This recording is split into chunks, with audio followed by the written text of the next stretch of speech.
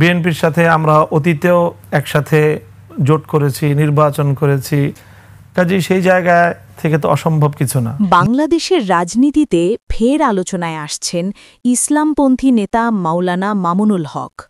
প্রশ্ন উঠেছে, তিনি কি এবার বিএনপি এর সঙ্গে জোটে যাচ্ছেন? বিএনপি কি লালবাগ আসন ছাড়ছে মামুনুল হকের জন্য?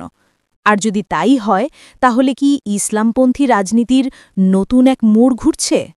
সাম্প্রতিক দিনগুলোতে রাজধানী ও দলীয় অঙ্গনে জোর গুঞ্জন, বিএনপি আসন্ন জাতীয় নির্বাচনে ইসলামপন্থী ভোট ব্যাংক নিশ্চিত করতে মামুনুল হকের সঙ্গে যোগাযোগে আছে।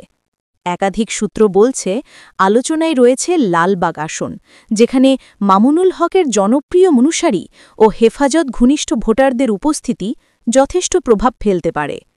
কিন্তু খেলাফত মজলিসের ভেতরের একটি অংশ এ নিয়ে দ্বিধায়, কারণ আগে এই দলই বিএনপি নেতৃত্বাধীন ২০ দলীয় জোট থেকে বেরিয়ে এসেছিল স্বাধীন ইসলামপন্থী অবস্থান ধরে রাখার অজুহাতে। রাজনীতিক বিশ্লেষকরা বলছেন, যদি মামুনুল হক বিএনপির সঙ্গে যান, তবে এটি হবে একটি কৌশলগত রাজনৈতিক চুক্তি, যেখানে ইসলামপন্থী নেতার জনপ্রিয়তা ও বিএনপির সংগঠিত কাঠামো দুইয়ের সংমিশ্রণে তৈরি হতে পারে একটি অপ্রত্যাশিত জোট। তবে অন্যদিকে অনেকেই এটিকে দেখছেন বিএনপির রাজনৈতিক দেউলিয়াত্বের প্রতিফলন হিসেবে, কারণ একসময় যেই দল ধর্মভিত্তিক রাজনীতির বিরোধিতা করেছে, আজ তারা নির্বাচনী ফায়দা তুলতে ঠিক সেই ধর্মভিত্তিক শক্তির দিকেই হাত বাড়াচ্ছে।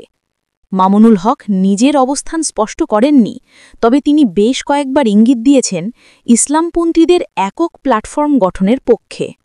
তাহলে কি তিনি বিএনপি থেকে দূরত্ব বজায় রাখবেন, নাকি নিজেই হয়ে উঠবেন ইসলামী ভোট ব্যাংকের কিং মেকার?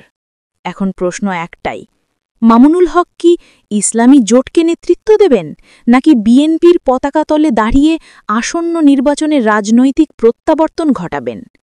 রাজনীতিক বিশ্লেষকরা বলছেন, তাঁর সিদ্ধান্তের উপরেই নির্ভর করছে ইসলামপন্থী রাজনীতির ভবিষ্যৎ দিক নির্দেশনা, এবং বিএনপির জন্য এটি হতে পারে সুযোগ কিংবা বড় রাজনৈতিক ঝুঁকি, দুই। রাজনীতির মাঠে যখন জোটের হিসেব পাল্টে যাচ্ছে দিনে দিনে, তখন সবার চোখ এখন এক জায়গায়, মাওলানা মামুনুল হক। তিনি কোথায় যাচ্ছেন?